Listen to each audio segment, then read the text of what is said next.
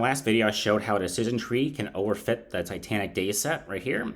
In this one, I'm going to use random forest and avoid overfitting by using grid search and random forest, and it's going to get top 6% on this competition. Basically, random forest reduces overfitting because it's going to use many decision trees that are random and then average them together. So in this one, I use 50 different decision trees. You have to tune lots of parameters, but the big ones are the number of decision trees and estimators, the max depth, as well as that tells how long each tree should be.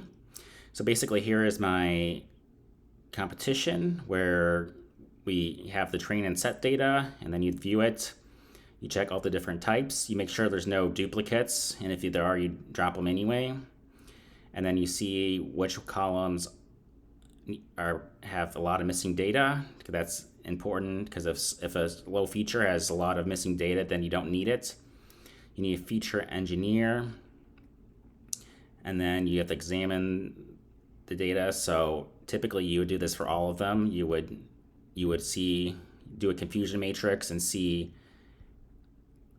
which ones are most important. So in this case, you can clearly see that Jenner did make a big difference on whether or not someone would survive or not.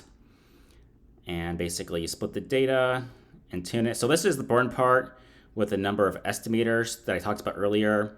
You have to tune it, and we can see here that you get a very high accuracy with low error, around 40 to 60.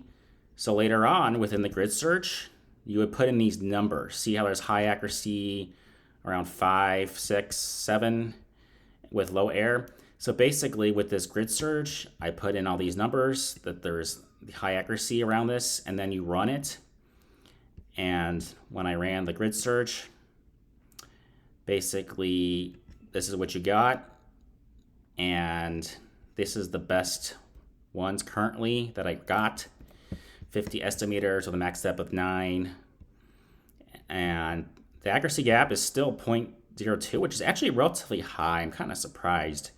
I'm going to eventually do another video on how to get higher on this, hopefully, especially with XGBoost or something.